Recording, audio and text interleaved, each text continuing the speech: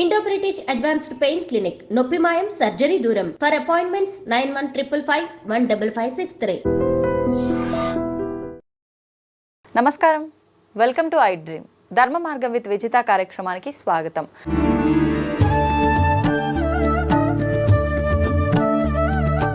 ప్రస్తుతం మనతో పాటు ఉన్నారు ప్రముఖ ఆధ్యాత్మికవేత్త డాక్టర్ వంశీ కృష్ణ గణపాటి గారు. ఇప్పుడు వారితో మాట్లాడి మరిన్ని విషయాలు తెలుసుకుందాం. మనకున్న సందేహాలన్నింటినీ కూడా నివృత్తి చేసుకునే ప్రయత్నం చేద్దాం. నమస్కారం గురుగారు. గురుగారు, మాతృదేవోభవ అంటుంటారు. అంటే దేవత కన్నా మించినది కన్న తల్లి అని చెప్పడమా దాని అర్థము? అసలు ఏంటి, మనం తల్లిని దేవుడితో సమానంగా చూడటమా? మనం దాన్ని ఏ రకంగా తీసుకోవచ్చు అంటారు? మనకి కృతజ్ఞత అనేది ఒక అలవాటుగా ఉండాలి. ఈ కృతజ్ఞత అనేది కేవలం మనుషులకు మాత్రమే కాదు, జంతువులకు కూడా చాలా ఉండాలి. జంతువులకు ఉంటుంది కూడా. అంత జ్ఞానం జంతువులకు ఉంటుందంటారా గురువు? వాటికే మనకంటే ఎక్కువ కూడా ఉంటుందేమో. అవునా? ఎప్పుడైనా ఒక పిడికాడు అన్నం పెట్టి చూడండి ఏదైనా జంతువుకి, మళ్ళీ రెండోసారి ఆశతో అయినా ప్రేమతో అయినా మన దగ్గరికి వస్తాయి. మనం చాలా విషయాలని టేకెన్ ఫర్ గ్రాంటెడ్ అని ఇంగ్లీష్లో ఉంటుంది.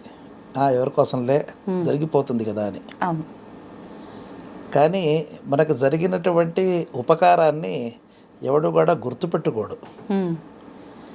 కాబట్టి ఈ గ్రాటిట్యూడ్ మనం పొందినటువంటి ఉపకారాలని ఎప్పుడూ కూడా మనం నెమరు వేసుకుంటూ ఉండాలి అని చెప్పడం మన యొక్క జీవితంలో అలవాటు ఎలా చేసుకోవాలని మనకి చెప్పడం అనేది ఈ వాక్యం యొక్క సారాంశం. అంటే ఈ కృతజ్ఞత అనేది మీరు చెప్పినట్టుగా అంటే వ్యక్తిని బట్టి ఒక్కొక్క రకంగా ఉండాలంటారా? ఎలా ఉండాలంటారు? ముఖ్యంగా ఇప్పుడు మనం అనుకున్నట్టు తల్లి విషయంలో మనం చూపించాల్సిన కృతజ్ఞత ఏ రకంగా ఉండాలంటారు? వేదంలో మనకి ప్రధానమైనటువంటి అంశాలన్నింటినీ కూడా అనుశాసనం అనే ఒక పర్వంలో చెప్తోంది ఉపనిషత్తు. వేదంలో సంహిత అని, బ్రాహ్మణం అని, సంహితలో ఎక్కువగా మంత్రభాగాలు వస్తూ ఉంటాయి. ఆ మంత్రం యొక్క అర్థాన్ని ఎలా వినియోగించుకోవాలో చెప్పేటటువంటివి బ్రాహ్మణ గ్రంథాలు. ఆ తర్వాత అరణ్యంలో ఏకాంతంలో చేయవలసిన విచారణలు ఆరణ్యక భాగం అని, చివరికి మన యొక్క జీవిత సార్థక్యాన్ని తెలిపేటటువంటి గ్రంథాలని ఉపనిషత్తులని 4 భాగాలుగా చేశారు. ఈ ఉపనిషత్తులలో తైత్తిరీయ ఉపనిషత్తు అని ఒక ఉపనిషత్తు అన్నమాట. దాంట్లో ఒక మనిషి జీవితంలో తన యొక్క జీవనయాత్ర ఎప్పుడు మొదలెడతాడు అంటే చదువు అయిపోయిన తర్వాత. చదువు వరకు కూడా తాను తల్లిదండ్రుల యొక్క అధీనంలోనూ గురువు యొక్క అధీనంలో ఉంటారు. అవునండి. ఆ తర్వాత స్వతంత్రంగా తాను తన కాళ్ళ మీద నిలబడి జీవితాన్ని మొదలెట్టడం అన్నమాట, కెరియర్ స్టార్టింగ్. దీనికి ప్రారంభం అనేది మనకి ప్రస్తుత కాలంలో కాన్వొకేషన్ అనే పదంతో వాడుతున్నాం. ఉత్తర దేశంలో దీనిది దీక్షాంత సమారోహం అని పిలుస్తారు. అంటే గురువుగారు శిష్యుడికి చదువు పూర్తి చేసిన తర్వాత చివరికి ఒక సారాంశాన్నంతటినీ కూడా ఒక జాబితాలాగా చెప్పడం అనమాట. ఒక సమ్మరైజ్డ్ ఫార్మ్ అనమాట ఆ ఫార్మాట్. వాటిలో చెప్పుకుంటున్నటువంటి ఒక పరంపరలో వాక్యం ఇది, మాతృదేవోభవ అని. మొట్టమొదట గురువుగారు ఏం చెప్తాడంటే సత్యం వద, జీవితంలో ఏది జరిగినా నిజమే చెప్పు. ధర్మంచర, ధర్మంగా బతుకు. స్వాధ్యాయాత్ మా ప్రమద, మేము నీకు చెప్పినటువంటి చదువుని విస్మరించద్దు అని వరుసగా చెప్పుకుంటూ ఒక్కొక్క జాగ్రత్తలు చెప్పుకుంటూ ఆ తర్వాత మాతృదేవోభవ అని ప్రారంభం చేశారనమాట. అంటే దేవత్వం అంటే ఆదరానికి, మన యొక్క గౌరవానికి సంకేతం. ఇలా గౌరవించదగినటువంటి వ్యక్తులు ఉన్నట్టయితే వాళ్ళలో మొట్టమొదటిది తల్లి కావాలి. ఈ భాషలో చాలా గమ్మత్తైనటువంటి ఒక ప్రయోగం ఉంటుంది. దీని పేరు బహువ్రీహి సమాసం అంటారు. అనేక మన్య పదార్థే అని వ్యాకరణం వారు చెప్తారు. మాతృ దేవ అనుంటే తల్లి దేవుడు, ఈ రెండు ఎలా కుదురుతాయి? అంటే మాత దేవ యస్య సహ, ఎవడికైతే తల్లి దేవతగా ఉంటుందో అతడు మాతృదేవుడు అవుతాడు. కాబట్టి నీవు మాతృదేవుడిగా ఉండాలి అని తాత్పర్యం. అలాగే పితృదేవ భవ, తండ్రిని దేవుడిగా గలవాడవై నువ్వు ఉండు అని అర్థం అనమాట. బాగానే ఉంది. జన్మనిచ్చినటువంటి వాళ్ళు ఒకళ్ళు ఎవరి యొక్క అంశతో మనం పుట్టామో వారు తల్లిదండ్రులు అయిపోయారు. వీరిద్దరు శరీరాన్ని మాత్రమే ఇస్తున్నారు. ఈ శరీరంతో పాటుగా దీంట్లో ఉండే ఒక చైతన్యం అనేది పరమాత్మ ఇస్తున్నాడు. ఈ చైతన్యాన్ని ఈ శరీరాన్ని రెండింటినీ కలిపి తర్ఫీదు ఇచ్చి ఒక శిక్షణ ఇచ్చేటటువంటి వాడు, వ్యక్తిత్వాన్ని తీర్చిదిద్దేటటువంటి వాడు ఆచార్యుడు అనమాట. కాబట్టి ఆచార్య దేవ భవ. ఈ ముగ్గురు లేనిది అసలు ఆ జీవితానికి అర్థమే లేదు. కాబట్టి ఇప్పుడు కూడా ఎవర్ గ్రేట్ఫుల్. నువ్వు ఏదైనా సరే చేసినా మాకేం చేశారండి, మా తల్లిదండ్రులు ఏం చేశారండి, మాకు అంతా మేము చేసుకున్నామండి. ఈ రెండు లేకపోతే మనం ఎలా అవుతాం? అవును. కాబట్టి ఆ కారణం వల్ల ఎప్పుడూ కూడా ఆ గ్రాటిట్యూడ్ అనేది ప్రతి దాంట్లోనూ మనకి ఏదైనా ఒక చిన్న కోరిక తీరకపోతే ఈరోజు తీరదటువంటి ఈ కోరిక ఏదో ఒక ఫోన్ అడుగుతారు, లేదా ఒక పిక్చర్కి తీసుకెళ్ళమని అంటారు. ఒక చిన్న పని చేయకపోతే వాళ్ళ జీవితంలో మనకి ఏమీ చేసినట్టు కాదు అని ఆ క్షణంలో మనకు కలిగేటటువంటి విపరీతమైన క్రోధం వల్ల కానీ, ఆక్రోశం వల్ల కానీ, ఆందోళన వల్ల కానీ, బాధ వల్ల కానీ ఎంత మాట పడితే అంత మాట అంటాం కదా. వాస్తవం. అటువంటి మన యొక్క అదుపు తప్పినటువంటి ఆలోచన విధానాన్ని ఎప్పుడు కూడా చేయడానికి we should have an iron framework. ఎలా అయితే ఉదాహరణకి మనకి మిలిటరీ వాళ్ళు ఉన్నారనుకోండి, మీరు ఏ తప్పు పని చేసినా కూడా వాడు సహిస్తారు. దేశ విద్రోహం అనే మాట వస్తే మాత్రం మొత్తం పూర్తిగా చేతులు కాళ్ళు విరిచిపారేస్తారు. అలాగే మనం ఎంత మాట పడితే అంత మాట, ఎలా పడితే అలా అంటాం అనుకోకుండా మనం జీవితంలో మనం ఆలోచించుకోవాల్సింది ఏమిటంటే, మనం ఇంతవరకు ఈ స్థాయికి రావడానికి ఎవరైతే కారణకర్తలు ఉన్నారో వారి పట్ల ఎప్పుడూ కూడా గౌరవము, ఆదరము ఎప్పుడు కూడా తప్పకూడదు. వీరందరూ ఒక ఎత్తు. చివరి 4వ పదం ఉంది, అతిథి దేవో భవ అని. ఏమిటండి, అతిథులకి జన్మనిచ్చిన తల్లికి కూడా ఒకటే స్థాయి ఇస్తారా? దాంట్లో ఏమీ అసలు మరీ ఎక్కువ ఎగ్జాజరేటెడ్గా అనిపిస్తలేదు కదా అని అనిపిస్తుంది. ఎప్పుడు కూడా మన దగ్గరకు వచ్చేటటువంటి వాళ్ళు 2 రకాలు. ఒకళ్ళు అపాయింటెడ్ అవర్లో మనతో మాట్లాడుకున్న తర్వాత ఈ సమయంలో మనం కలుద్దాం అనుకుని వచ్చేవారు అభ్యాగతులు. చెప్పకుండా వచ్చేటటువంటి వాళ్ళు అతిథులు. అభ్యాగతుల్లో మీరు రిక్వెస్ట్ చేస్తే వచ్చేటటువంటి వాళ్ళు ఉంటారు. వారంతటికి వారు మిమ్మల్ని కలుస్తామని చెప్పేవారు ఉంటారు. ఎలాగో వారిని మనం గౌరవించడం మన యొక్క సంప్రదాయం. ఏదో చేస్తూ మనతో మాట్లాడతాం, మనకైనా పనుందా వారితో పనుందా కూడా. కానీ నీకు ఏ పని లేకుండా ఒక వ్యక్తి నీ దగ్గరికి వచ్చాడు, చెప్పకుండా వచ్చాడు అంటే ఇంతవరకు నీ తల్లిదండ్రులు, నీ గురువు నేర్పిన సంస్కారం అక్కడే బయటపడుతుంది. అంటే ఎంత మర్యాదగా ఉన్నామో. ఏమీ చెప్పకుండా ఒక వ్యక్తి వచ్చి నీకు అతనితో పని లేనప్పుడు అతను నీ దగ్గరికి వచ్చినప్పుడు నువ్వు అతన్ని ట్రీట్ చేస్తున్నావు, అతనితో ఎలా మెలుగుతున్నావు అని.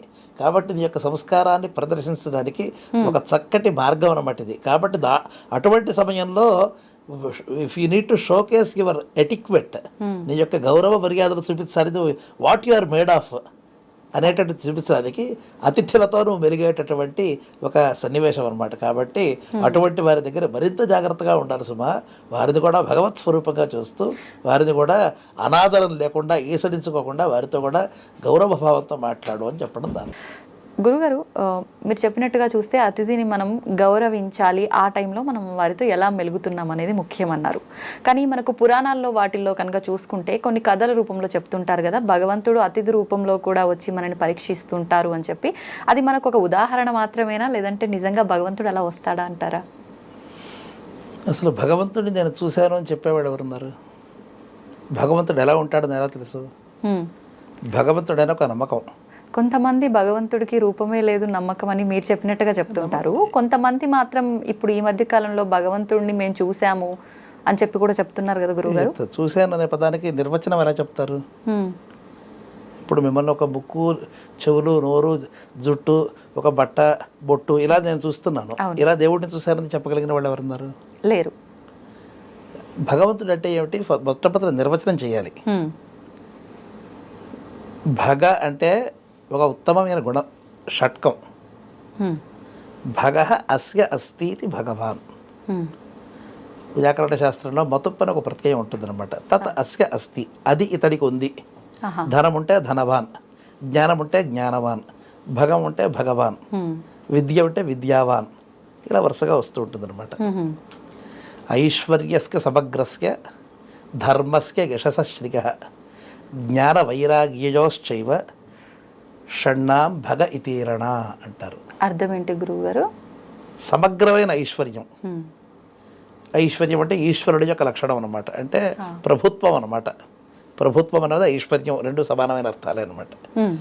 ఇప్పుడు దేశంలో ఎక్కడికి వెళ్ళినా ఎవరిది అంటే గవర్నమెంట్ అంటాం, ప్రభుత్వం అంటాం. అంటే ఇక్కడ మనకి ఒక వ్యక్తి ఇది నాది అనుకోవడానికి వీల్లేదనమాట. అలా సమగ్రమైన ఐశ్వర్యం ఉంటే, కొండ మీదకి వెళ్తే ప్రభుత్వం, నీళ్ళలోకి వెళ్తే ప్రభుత్వం, అన్ని ప్రభుత్వమే. అది సమగ్రమైన ఐశ్వర్యం అనమాట. ఐశ్వర్యస్య సమగ్రస్య ధర్మస్య యశస, ధర్మము యశస్సు అంటే కీర్తి, శ్రియ సంపద, జ్ఞానము వైరాగ్యము, ఈ 6 ఉన్నట్టయితే అటువంటి గుణాల్ని భగవని పిలుస్తారన్నమాట. గుణ షట్కం, ఈ 6 గుణాలని ఉంటాయి. ఇటువంటి లక్షణాలు ఎక్కడెక్కడ కనిపిస్తుంటే అది భగవంతుడి యొక్క లక్షణం. ఓకే. ఇప్పుడు మీరు వెళ్ళి హిమాలయానికి వెళ్ళి నమస్కారం చేశారు, కైలాస పర్వతం నమస్కారం చేశారు, తిరుపతి 7 కొండలకు వెళ్ళి నమస్కారం చేశారు. కొండలో ఉంటే కొండ మీద ఉండే వ్యక్తికి నమస్కారం చేశారా, కొండ మీద రాళ్లకి నమస్కారం చేశారా, చెట్లకి చేశారా అంటే ఇదంతా కూడా ఒక సంఘాతం. సంఘాతం సమూహం అన్నమాట. వీటన్నిటి కూడా వ్యక్తి, దాంట్లో వ్యక్తులు, పూజ, దాంట్లో ఆలయాలు, ఇటుకలు, మట్టి, బెడ్డలు అన్నిటి కూడా కలిపి ఒక సంఘాతం, ఒక సమూహం. ఆ సమూహాల్లో మనం భగవంతుడిని దర్శనం చేయమని చెప్తున్నాం. ఇప్పుడు నేను చెప్పిన పదం చూడండి, అక్కడ మీకు ధర్మం కనిపిస్తోంది, జ్ఞానం కనిపిస్తోంది, వైరాగ్యం కనిపిస్తోంది, ఐశ్వర్యం కనిపిస్తోంది, సంపదకి ఏమీ లోటు లేదు, ధర్మం కనిపిస్తోంది. ఎటువంటి లక్షణాలు ఎక్కడైతే ఉండవు అన్నీ భగవంతుడి యొక్క లక్షణం అన్నమాట. కాబట్టి భగవంతుడు ఇలా నానా రూపాలని వాడుకుంటూనే ఉంటాడు. ఇప్పుడు అనంతనాంన పరిశోభితోయ అనంత రూపేణ విరాజితశ్చ. మా గురువుగారు గణపతి సచ్చిదానంద స్వామిజీ ఆయన యొక్క చాలా ప్రసిద్ధమైనటువంటి ఒక పద్యం ఇది. అనంతనాంన పరిశోభితోయ అనంత రూపేణ విరాజితశ్చ అనంత వీర్యాది గుణై ప్రపూర్ణ తం సచ్చిదానంద విపం వృజామ. ఏ రూపం చూసినా ఆయనదే. అందుకనే ఇది మన వేదం యొక్క మూలతత్వం ఇదే. ఈ తత్వం వంటబట్టినటువంటి వాడికి ఎవరితో కూడా పేచీలు ఉండవు. ఇప్పుడు తెలంగాణకు వస్తే ఎల్లమ్మ దేవి అంటారు, ఇంకోసారి పోచమ్మ దేవి అంటారు, కిందకి వెళ్తే తలుపులమ్మ అంటారు, ఇంకో చోట ఇంకో గండి మైసమ్మ అంటారు, ఏదో పేరు చెప్తారు. ఏ పేరు చెప్పినా వీరికి సమస్య ఏం లేదు. ఎందుకంటే వేదంలో అంతా కూడా వేల పదాలు ఉన్నాయి. ఏ పదాన్ని ఏదో ఒక దేవతామూర్తికి చెప్తూ ఉంటారు. కాబట్టి వీరికి సమస్య ఏం లేదు. ఎందుకంటే ఇది ఒక్కటే నా యొక్క రూపము అని ఎప్పుడు కూడా గిరిగేసి కూర్చోవాల. ఒక అద్భుతమైన వాక్యం ఉంది ఏంటండి? If you can't see God everywhere you will find him nowhere. ప్రతి అణువులో కూడా భగవంతుని మీరు చూడకపోతే భగవంతుడు మీకు ఎక్కడా కనపడడు. కాబట్టి ఆయన ఏ రూపంలో వస్తాడో తెలియదు. అదేగా భాగవతంలో చెప్పింది, ఇందుగలడు అందులేడిన సందేహము వరదు చక్రి సర్వోపగతుండు ఎందెందు వెదకి సూచన అందందే గలడు దానవాగ్రని వింటే. కాబట్టి ఎక్కడ మీరు వెతికితే భగవంతుడు ఆ రూపంలో కనిపిస్తాడు. అతిథి దేవోభవ అనే దానికి అన్వయం చేసుకోండి మీరు. అవును. కాబట్టి ఏ రూపంలో భగవంతుడు వస్తాడో, so there is no harming being respectful. గౌరవంగా ఇంకొకరితో మాట్లాడడానికి ఆయన అంతస్తుతోనూ ఆయన యొక్క సంపదతోనూ మీకు సంబంధం లేదు కదా. ఈరోజు మీరు ఈ స్థితిలో ఉన్నారు, రేపు ఈ ఛానల్కి ఓనర్ అవ్వచ్చు, రేపు ఇటువంటి 4 ఛానల్ మీరు మొదలెట్టచ్చు, లేదా అన్ని మానుకుని ఇంట్లో కూర్చోవచ్చు. కానీ మీ వ్యక్తిత్వంలో ఏమీ ఎక్కువ తక్కువ లేవు కదా. ఆ వ్యక్తిత్వాన్ని భగవత్ స్వరూపంగా గౌరవించడంలో నాకు పోయిందేం లేదు కదా. అంతే. అది నువ్వు అభ్యాసం చేయాలి. అంటే అతిథి దేవో భవ. ఏ ఉపకారం చేయని వాడిని గౌరవించాలంటే చాలా సంస్కారం కావాలండి. మీకు ఏదో ఉపకారం చేశాడో, లేదా మీ తల మీద ఉన్నాడో, మీకు జీతాలు ఇచ్చాడని, లేదా మీకు స్థానమో మానవం ఇచ్చారని గౌరవించడం వేరు. ఏమీ ఉపకారం చేయని వాడికి కూడా చేస్తాడో లేదో తెలియకుండా వారికి గౌరవించడానికి చాలా సంస్కారం కావాలి. అదే నీకు నీ తల్లిదండ్రులు, నీ యొక్క ఆచార్యులు, గురువులు చెప్పినటువంటి సంస్కారం అని నిరూపించుకోవడానికి ప్రతి వ్యక్తికి ప్రతిరోజు ప్రతి పూట కూడా అవకాశం వస్తూ ఉంటుంది. వచ్చిన అవకాశాన్ని సద్వినియోగం చేసుకో. ఇది మనకి చెప్పేటటువంటి మన ధర్మం యొక్క ప్రధానమైనటువంటి అంశం అన్నమాట. ఎందుకంటే ఎవరికీ కూడా దేవుడి కంటే గొప్ప వ్యక్తి ఎవరికీ ఉండరు. కాబట్టి దేవతాంశగా నువ్వు ఎవరెవరిని గుర్తించాలి అంటే ఇలా ఉపకారం చేసిన వాళ్ళని, ఏమీ చేయని వాళ్ళని చెయ్యబోయే వాడిని చెయ్యని వారిని కూడా గుర్తించడం అనేది నీ సంస్కారానికి నిదర్శనంగా పెట్టుకొని మన ధర్మంలో ప్రధానమైనటువంటి గురుగారు, ఇది ఒక మనుషుల విషయంలోనే వర్తిస్తుందా ఈ గౌరవించటము, ఈ కృతజ్ఞత ఇవన్నీ కూడా? లేదు అని అంటే జీవంతో ఉన్న ప్రతి జీవి మీద, అంటే ఎగ్జాంపుల్గా తీసుకుంటే జంతువుల విషయంలో కూడా వర్తిస్తుందంటారా? మీరు మళ్ళీ అక్కడ సంకోచం చేయక్కల్లా. ప్రాణం ఉన్నా లేకపోయినా కూడా గౌరవించమని చెప్తోంది వేదం. ప్రాణం లేనటువంటి వస్తువుల్లో కూడా భగవంతుడు, ఎందుకంటే అసలు చైతన్యం లేనటువంటి అణువే లేదని చెప్తోంది. అణువునా కూడా ఉన్నాడు అంటే భగవంతుడు. మీకు కొన్ని చోట్ల చైతన్యాన్ని అంటే యానిమేట్ దాని యొక్క కదలికని గుర్తించే శక్తి మీ కళ్ళలో లేదు. The naked eye cannot detect every moment. అవును అవును.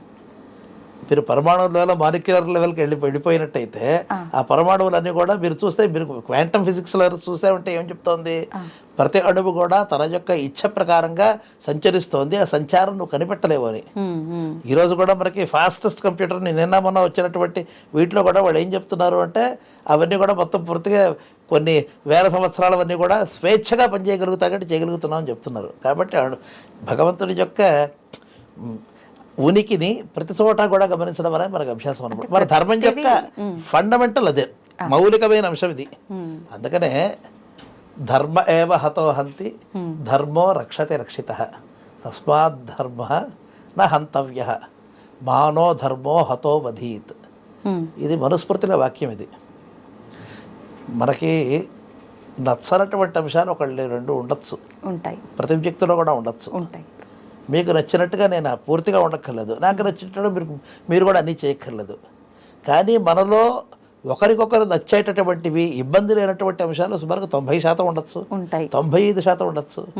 ఒక 2% బాగాలేదని చెప్పి 95% మనం పక్కన పెట్టక్కర్లేదు కదా. కానీ ప్రతి ఒక్కరు ఆ బాగోలేని ఆ 2% వాటిని లోపాలుగా వెతుక్కుంటూ ఉంటారు. మనుస్మృతి అనేది ఒక చక్కటి గ్రంథం. మనిషికి ఎలా బతకాలో చెప్పారు. కాలాలు మారుతున్నాయి. నిన్నటి వరకు ఈ స్టేట్లో ఉండే ప్రతి వెహికల్కి మీరు టీఎస్ అని రాసుకున్నారు. గవర్నమెంట్ వారు వచ్చారు, టీజీ అని మార్చారు. అవునండి. అది గొప్ప, ఇది తక్కువ అని మీరు చెప్పాల్సిన అవసరం లేదు. ఆ రోజున్న పరిస్థితి అది, ఈ రోజున్న పరిస్థితి ఇది. కాబట్టి దాంట్లో ఒక అక్షరం బాలేదు కాబట్టి అన్నీ బాలేదని కాదు. కాళిదాసు గొప్ప మాట చెప్తాడు, పురాణమిత్యేవ నసాధు సర్వం నచాపి కావ్యం నవమిత్యవద్యం సంతః పరీక్ష్య అన్యతరద్భజంతే మూఢ పరప్రత్యజనేయ బుద్ధి. ఇది ఒక కావ్యం గురించి ఆయన చెప్పినా కూడా అందరూ ప్రతి క్షణం గుర్తుపెట్టుకోవాల్సినటువంటి వాక్యం ఇది. అర్థం ఏంటి గురువుగారు? పురాణమిత్యేవ నసాధు సర్వం. గతంలో ఎవరో ఎప్పుడో చెప్పారని చెప్పి చెప్పిందంతా కూడా అది చాలా గొప్పది కాదు. మీ తాతగారు చెప్పారు, వారి తాతగారు చెప్పారు అనే కారణం అది గొప్పది కాదు. నచాపి కావ్యం నవమిత్యవద్యం. మీ పిల్లలు చెప్పారు, మీకంటే వయసులో చిన్నవాడు, మీరు జన్మనిచ్చినటువంటి వాడు కాబట్టి నిన్న కాక మొన్న పుట్టినవాడివి నువ్వు నాకు చెప్పావా అని. అంటే ఇప్పుడు ఎవరు చెప్పారో అనే దాన్ని బట్టి దానికి ప్రామాణ్యం కంటే వాడు చెప్పిన విషయంలో సత్వం ఏమిటి, సారాంశం ఏమిటో గ్రహించాలి. ఇప్పుడు నిన్న మొన్న పుట్టిన వాళ్ళు చెప్పారు కాబట్టి, ఇటీవల చెప్పారు కాబట్టి దీంట్లో ప్రామాణ్యం లేదు అనుకోవద్దు, అనుకోకూడదు. సంతః పరీక్ష్య అన్యతరద్భజంతే. సంతః అంటే సత్పురుషులు, సజ్జనులు ఏం చేయాలంటే పరీక్ష చెప్పిన దాంట్లో సారాంశం ఏమిటో పరీక్ష చేయండి. అన్యతరద్భజంతే. జీవితంలో ఎప్పుడూ మనకి 2 చాయిస్లు ఉంటాయి, 2 ఎంపికలు ఉంటాయి. ఇలా అయినా మనం ఎంచుకోవచ్చు, అలాగైనా ఎంచుకోవచ్చు. తీసుకోండి, 2 మార్గాల్లో ఏది బాగుందో మీ యొక్క బుద్ధిశక్తితో పరీక్ష చేసి నిర్ణయించండి. గురుగారు, ఇప్పుడు మీరు మూఢ పరప్రత్యజనేయ బుద్ధి 4వ వాక్యం చాలా ముఖ్యం. అది ఆయన ఎవరో చెప్పారో అని చెప్పేసి ఈరోజు మీరు వెళ్ళిపోవద్దు. వాళ్ళెవరో చేశారనే కారణం వల్ల మాత్రమే వెళ్ళొద్దు. మీ భగవంతుడు ప్రతివాడికి కూడా ఒక డిస్క్రిప్షనరీ శక్తి ఇచ్చాడు. చిన్న ఉదాహరణ చెప్తాను, మనకి బాగా కష్టం కలిగేటటువంటిది. ఈరోజు చూస్తే వైకుంఠ ఏకాదశి చాలా ముఖ్యమైంది, అందరికీ చాలా సంతోషం కలిగినటువంటి విషయం. ఎంత ఓపిక ఉంటే ఎప్పుడోసారి విష్ణు దేవాలయాలకు వెళ్ళి చూస్తారు, తెల్లవారుజామున వెళ్తే మంచిదని చెప్పారు. అందరికీ కూడా ఒకే ఆలయానికి వెళ్ళి ఒకళ్ళ మీద ఒకళ్ళు పడిపోయి చచ్చిపోయేంత వరకు చేయమని చెప్పారా? ఏదైనా ధర్మశాస్త్రంలో ఉందా? ఆ దేవస్థానానికి ఈరోజు వెళ్ళకపోతే నీకు ఏదైనా సరే నరకం వస్తుందని ఎక్కడేం చెప్పారా? ఎందుకంత వేలం వెరిగా ఒకే చోట పడి ఒకళ్ళ మీద ఒకళ్ళు పడిపోయి పక్కవారి యొక్క ప్రాణం తీస్తూ ఇప్పుడు నేను దేవుడికి నమస్కారం చేయాలంటే పక్కనుండే వ్యక్తిని చంపేసేసి వాడు తోసేసేసి హింసించి చేస్తే దేవుడు నాకు ప్రసన్నం అవుతాడు ఎక్కడా లేదు కదా. మన ధర్మంలో అటువంటి వాక్యాలు ఎప్పుడే లేదు కదా. లేదు. నా మాట నమ్మని వాడిని చంపితే దేవుడు సంతోషిస్తాడు అని మనం ఎప్పుడు చెప్పుకోమే. అది మన ధర్మంలోనే లేదే. లేదు. కాబట్టి పక్కవాడు ఎవడో చేశాడనే వేలం వెర్రిగా విడిపోయి పక్కవారిని హింసిస్తూ చేసేటటువంటిది కాదు.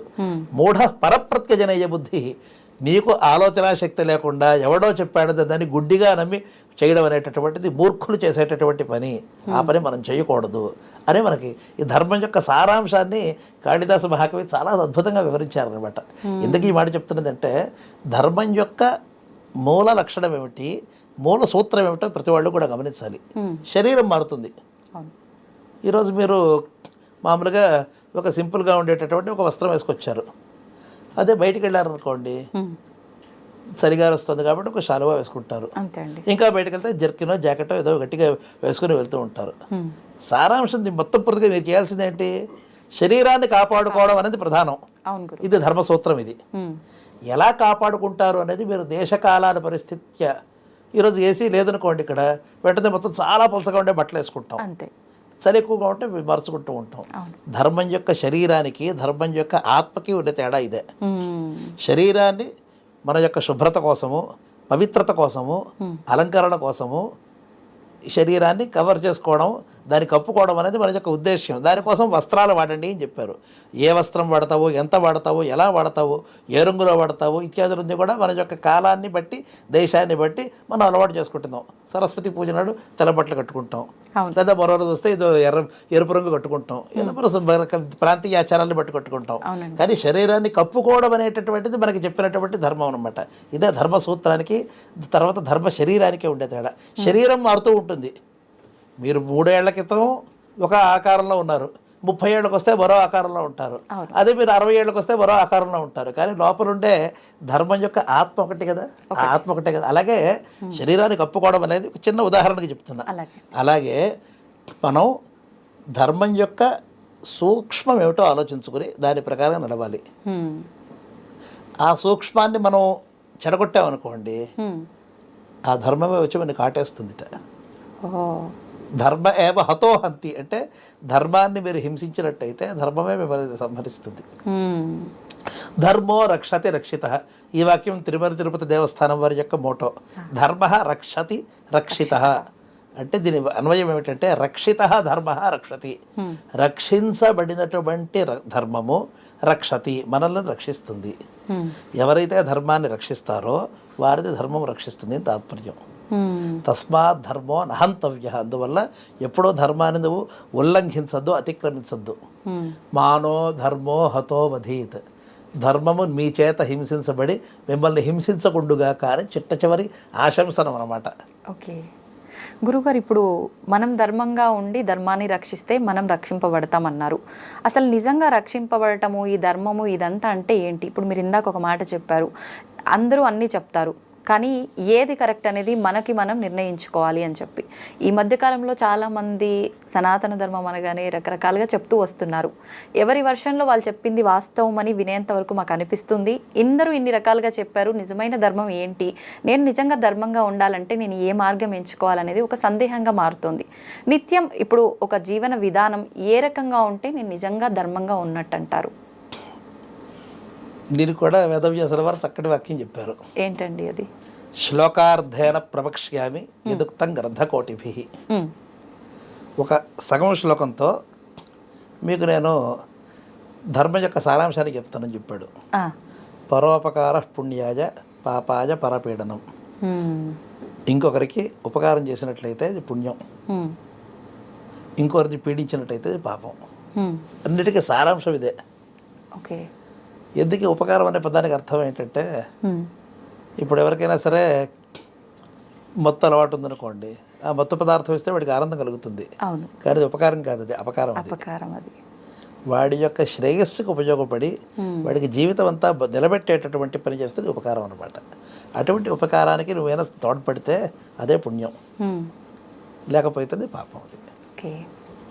ఇది బేసిక్ టెనెట్. ఇది కానీ దీంతో ప్రతి చోట మనం పరీక్ష చేసుకోవడానికి కొన్నిసార్లు మన తెలివితేటలు సరిపోవు, మన అనుభవం సరిపోదు. అవునండి. కాబట్టి కాస్త పెద్దలు నడిచిన మార్గంలో వెళ్తూ పెద్దలు చెప్పినది ధర్మం యొక్క మూలానికి సరిపోతుందా అనేటటువంటిది మనం ఎప్పటికప్పుడు బేరీజ్ వేసుకోవాలి. ఓకే.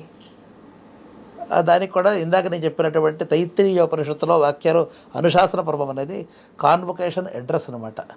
ఈరోజు మనకి కాన్వొకేషన్లో కీనోట్ అడ్రస్ అని ఒకటి ఉంటుంది అనమాట. ఎవరైనా ఒక పెద్ద వ్యక్తి పిలిచి వారితో ఒక ఉపన్యాసం చెప్పిస్తూ ఉంటారు.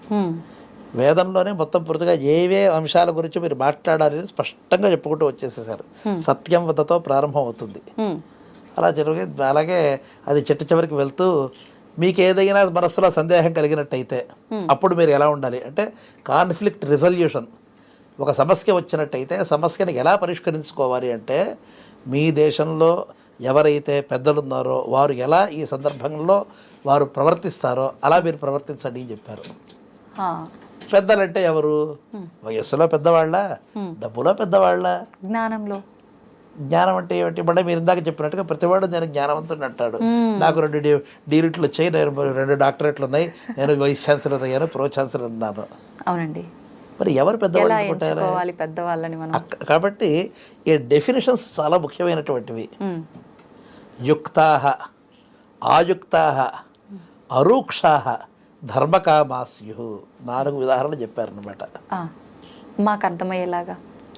యుక్తాః యోగ్యులైనటువంటి వారు, ఆయుక్తాః సందర్భానికి తగినట్లుగా ప్రవర్తించేటటువంటి వారు, అరూక్షాః నాట్ రూక్షం అంటే రూడ్నెస్, దురుసు, ఆ దురుసుతనం లేనటువంటి వారు అరూక్షాః. 4వది ధర్మకామాః ధర్మం పట్ల ఆసక్తి కలిగిన వారై ఉండాలి, ధర్మాన్ని కోరుకునేటటువంటి వారై ఉండాలి. ఈ 4 ఎందుకు చెప్పారు అంటే చాలామందికి మీకు శ్రేయస్సుని చెప్పేటటువంటి వాడు చాలా తక్కువ మంది ఉంటారు. అందరికీ కూడా ప్రియం వినడానికి ఎక్కువ ఆలోచనగా ఉంటుంది. అవునండి. ప్రియవాక్య ప్రధానమైన సర్వే తుష్యంతి జంతువః. అందరికీ కూడా వాళ్ళకి ఏది కావాలో అది వినాలనుకుంటారు, మనకి ఏది పనికి వస్తుందో అది విధానం అనుకోవాలన్నమాట. కాబట్టి వాడు యోగ్యుడై ఉండాలి, వాడికి తత్వదర్శనం అయి ఉండాలి. తత్వదర్శనం అంటే పాపం ఇప్పుడు మీ అమ్మగారు ఉన్నారనుకోండి, ఆవిడతో వెళ్ళినప్పుడు అమ్మ జాగ్రత్తగా వెళ్ళు అని చెప్తారు. కానీ ఆవిడకి ఈరోజు బంద్ ఉందనే విషయం తెలియదు అనుకోండి, ఆవిడ ఆఫీస్కి టైం అవుతుంది వెళ్ళిపోమని చెప్తుంది, కానీ ఈరోజు ఉందన్న విషయం తెలియదు. లేదా ఈ ఆఫీస్లో ఈరోజు సెలవు ఉందని తెలియదు. అటువంటి కారణంలో తత్వదర్శనం కాలేదు వాళ్ళకి. ఈరోజు నువ్వు వెళ్ళడం వల్ల నీకు ఇబ్బంది అవుతుందనే విషయం వాళ్ళకి గ్రహించలేదు అనుకోండి. ఆ తత్వదర్శనం కాకపోయినట్లయితే వాళ్ళు మనకి ఉపకారం చేస్తున్నాం అనుకుని అపకారం చేసేవాళ్ళు వింటారు. ఇంకొన్నిసార్లు రూక్షత్వం, మీ మీద చాలా దురుసుగానో లేదా చాలా కటువుగానో లేదా చాలా నిజాయితీగా ఉండాలనుకునేటటువంటి వారు అవతల నీకు జ్వరంగా ఉన్నా, ఒంట్లో బాగాలేకపోయినా, లేవలేకపోయినా, ఇంట్లో తిరగలేని పరిస్థితి ఉన్నా కూడా నువ్వు ఖచ్చితంగా వెళ్ళి తీరాల్సిందే, ఉంటే ఉంటావు పోతే పోతావు, ఈరోజు ఆఫీస్కి వెళ్ళవలసిందే అనే దురుసుతనం ఉండకూడదు. వాడు చెప్పింది కరెక్టే, దాంట్లో తప్పులేదు. కానీ ఏ పరిస్థితిలో ఎలా ఉండాలో పట్టు విడుపు ఉండాలి. ధర్మకామః ఎప్పుడు కూడా ధర్మాన్ని మనసులో పెట్టుకునే ఒకటి చేయాలి. ఉదాహరణకి నేను ఆఫీస్కి వెళ్ళమని చెప్పడంలో నాకు ఉద్దేశం ఏమిటి? అక్కడ ఆఫీసులో నీకు ఇబ్బంది కలుగుతుంది, ఇప్పుడు వెళ్ళరాని సమయంలో వెళ్తే నీకు ఆపద వస్తుందని తెలుసు, కానీ నీ పోస్ట్లో వేరే వాళ్ళని పెట్టాలని నేను అనుకుంటున్నాను.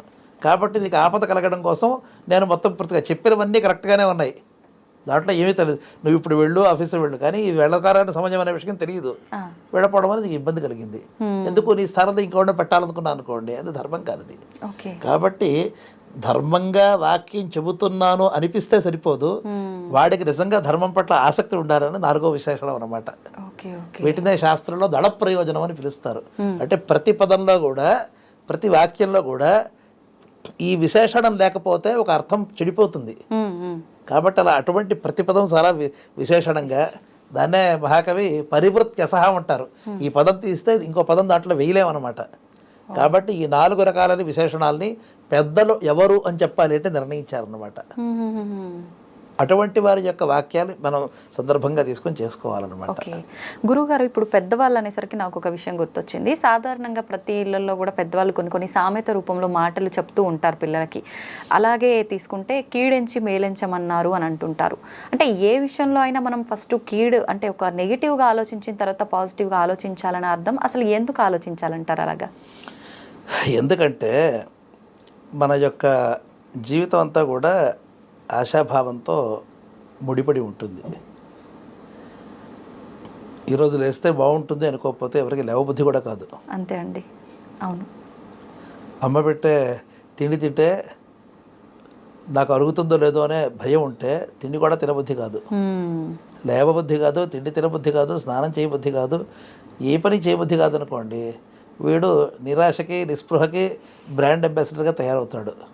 పరమబద్ధకస్తుడై ప్రపంచం అంతా కూడా చాలా లేజీనెస్కి, ఒక ఆలస్యానికి ఒక ప్రతీకగా మారిపోతుంది. దానివల్ల సమాజంలో అరిష్టం ఎక్కువ అవుతుంది. ఆ కారణం వల్ల ప్రతివాడు కూడా ఆశతో జీవించాలి, ఆశతోనే పని ప్రారంభం చేయాలి, కానీ ఆశతో మాత్రమే చేయకూడదు. తన యొక్క యుక్తిని దీనికి ఎప్పుడు కూడా పెట్టాలి. ఒకవేళ ఏదైనా ఆశతో మొదలెట్టిన పని పూర్తి కాలేదనుకోండి, అక్కడతో నీ జీవితం అయిపోయింది అనే నిరాశతో నువ్వు మళ్ళీ మంచం పట్టకూడదు. అలా కావాలి అన్నట్టయితే నువ్వు ఏ లాభం కోసం ప్రయత్నం చేస్తున్నావో ఆ లాభం నీకు పూర్తిగా సిద్ధించకపోయినా కూడా నువ్వు నిలబడగలవు అనేటటువంటి స్థైర్యాన్ని పెట్టుకోవాలి. మీ చేతిలో ఒక 100 రూపాయలు ఉన్నాయనుకోండి, ఈ 100 రూపాయలతో మీరు ఈ రోజంతా గడపాలి. పక్కన మీ స్నేహితురాలు వచ్చి ఇదిగో ఫలానా ఈ ప్రోడక్ట్ తీసుకొని బాగుంటుందని చెప్పింది. ఇప్పుడు నీ మొత్తం పూర్తిగా 100 రూపాయలు దానికి పెట్టేసామనుకోండి, ఇప్పుడు మనకి మధ్యాహ్నం భోజనం చేయాలన్నా, సాయంత్రం ఏదైనా కొనుక్కుని తినాలన్నా, ఇంటికి వెళ్ళాలన్నా, ట్యాక్సీకి అయినా దేనికోదానికి డబ్బులు కావాలి కదా. అవునండి. ఈ మొత్తం పూర్తిగా ఉన్నదంతా పెట్టేసామనుకోండి, అప్పుడు మళ్ళీ ఇంకోటి మనం చేసి అర్థించాల్సిన పరిస్థితి వస్తుంది, యాచించాల్సిన పరిస్థితి వస్తుంది.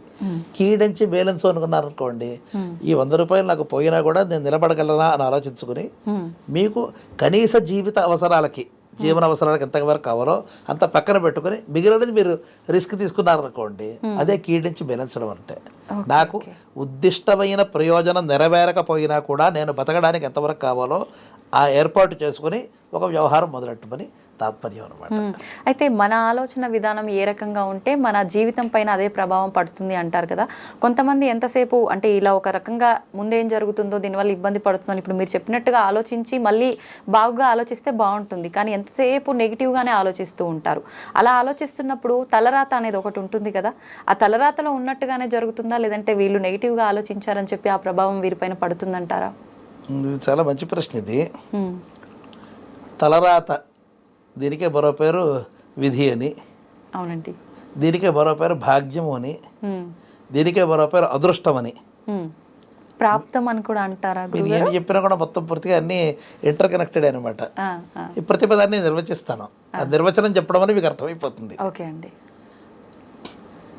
హరిణాపి హరేణాపి బ్రహ్మణాపి సురైరపి లలాట లిఖిత రేఖ పరిమారుష్టం నశక్యతే. హరిహర బ్రహ్మలు ఎవరు కూడా నొసట రాసినటువంటి తలరాతని మార్చలేరు, పరిమారుష్టం దాన్ని తుడిపి వేయడానికి ఎవరి వల్ల కూడా కుదరదు అనేది ఈ శ్లోకం యొక్క తాత్పర్యం అనమాట. ఇది వెంటనే అనిపిస్తుంది, ఓహో అయితే నా తలరాత నిశ్చయం అయిపోయింది, ఇక నేను ఏమీ చేయక్కర్లేదు అనేటటువంటి అభిప్రాయం సగం మందిలో ఉంటుంది. అటువంటి వారు ఇలాగే ఆలోచిస్తూ ఉంటారు, ఏం చేస్తే మనకి ఏమొస్తుంది, మూర్ఖంగా ఉంటారు వాళ్ళు. కాదు, ఒకరు బద్ధకం కోసం వాళ్ళకి ఒక ఏదో ఒక నిమిత్తం కావాలి, ఆలంబన కావాలి. దాన్ని ఇంగ్లీష్లో అలిబి అని పిలుస్తాం అనమాట. వాళ్ళకి ఏదో నిమిత్తం కావాలి, ఆ నిమిత్తాన్ని పెట్టుకుని ఏం చేసినా మేము ఇలాగే ఉంటాం అనుకుంటాం. అది వాళ్ళ యొక్క బద్ధకాన్ని కవరప్ చేసుకోవడానికి, కప్పిపుచ్చడానికి ఈ నిమిత్తాన్ని వాడుకుంటూ ఉంటారు. నా తలరాత ఇంతే అని. నిజంగా ప్రయత్నం చేసినటువంటి వాడికి 100% ప్రయత్నం చేస్తే 99% మనకి కుదరకపోయినా 1% ఖచ్చితంగా మనం బాగుపడతాం. ఒకవేళ అదే కరెక్ట్ అయినట్టయితే అసలు తలరాత ఎలా వచ్చిందో చూద్దాం. మొదలు అదృష్టం అని పిలుస్తున్నాం దీన్ని. దృష్టం అంటే కనపడింది, అదృష్టం అంటే కనపడనిది.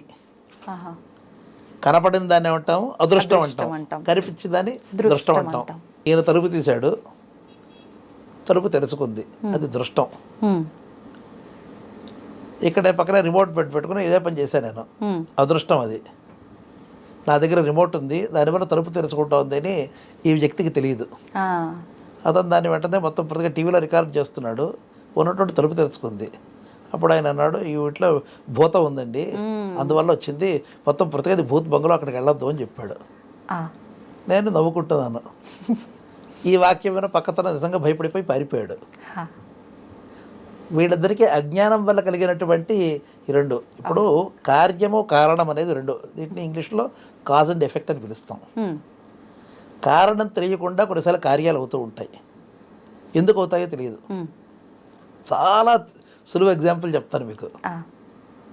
సగం మంది మగవాళ్ళకి జుట్టు రాలిపోతూ ఉంటుంది. అవునండి, చాలా మందికి. నా బట్టి వాళ్ళందరికీ కూడా చాలా మందికి జరిగింది. ఎందుకు జుట్టు రాలిపోతుందో తెలియదు. ఎందుకు? కొంతమంది జెనెటిక్స్ అంటారు, కొంతమంది కారణాలు తెలియవు, కారణాలు తెలిసినా కూడా ఏమీ ఆపలేము. అలాగే మరి కొంతమందికి చర్మం ముడతలు పడిపోతూ ఉంటాయి, మరి కొంతమందికి ముఖం మీదంతా కూడా మొత్తం పూర్తిగా మనకి మొటిమలు వస్తూ ఉంటాయి. వీటిని ఎలా ఆపాలో తెలియదు, ఏం చేయాలో తెలియదు. కారణం తెలిసినంత వరకు జాగ్రత్త పడతారు, కారణాలు తెలియకపోతే అదృష్టం అనేస్తాం. మన అదృష్టం అంతేనయ్యా, ఇంతకంటే కుదరటం లేదు, అందువల్ల పెళ్ళిళ్ళు కూడా కావట్లేదు అని కొంతమంది కంగారు పడుతూ ఉంటారు. అవునండి. ఒకళ్ళకి చిన్నప్పటి వరకు కూడా మొత్తం పూర్తిగా ఏదో వికారంగా ఉంటారు, కానీ ఒక వయసు వచ్చేటప్పటికి ఆకర్షణీయంగా తయారవుతారు. ఎస్పెషల్గా మగపిల్లలు కానీ ఆడపిల్లలు కానీ యుక్త వయసులో వచ్చినప్పుడు అప్పుడేమంటాం? అదృష్టం అండి, భాగ్యం అండి అంటాం. ఫార్చ్యూన్ అని ఇంగ్లీష్లో పిలుస్తాం. మరి మంచికైనా సరే చెడుకైనా సరే విధి అనేటటువంటిది ఒకటే ఉంటుంది. మీరు బాగున్న రోజులో ఉన్నటువంటి మీకు మంచి ఆలోచన వచ్చి, చక్కటి మార్క్స్ వచ్చి, మంచి ఉద్యోగం వచ్చి, మంచి ఆకర్షణీయమైన రూపం వచ్చి, మంచి భార్య దొరికి, మంచి భర్త దొరికి, మంచి కుటుంబం ఏర్పడితే వాటిని మనం భాగ్యం అని పిలుస్తున్నాం. అవునండి. మీరు అనుకున్నటువంటిది అనుకున్నంత వరకు రాలేకపోతే దాన్ని ప్రాప్తం ఉంటుంది. ప్రాప్తం అంటే పొందబడినది. నా ప్రాప్తం ఇంత ఉంది, ఇంతవరకు పొందాలని రాసిపెట్టి ఉంది కాబట్టి ప్రాప్తం ఉంటున్నాం. మీకు తెలియకుండా ఏదైనా ఒక ఫలితం వచ్చింది అనుకోండి, దాన్ని మనం ఏమంటున్నాం? అదృష్టం అంటున్నాం. కారణం తెలియదు అని అర్థం అనమాట, చూడబడలేదు అని అర్థం అనమాట. విధి అంటే ఏమిటి? నువ్వు అనుభవించాలి అని రాసిపెట్టి ఉన్నది అని తాత్పర్యం అనమాట. ఇవన్నీ అర్థం కావాలి అంటే అసలు కర్మ సిద్ధాంతం ప్రారంభంలో ఉండేటటువంటి ఒక అరేంజ్మెంట్, అమరిక తెలియాలన్నమాట. ఓకే. అయితే గురుగారు, ఇప్పుడు కర్మ 3 రకాలుగా ఉంది. మనం కర్మ సిద్ధాంతం గురించి మాట్లాడే ముందు ఇంకొక చిన్న డౌట్.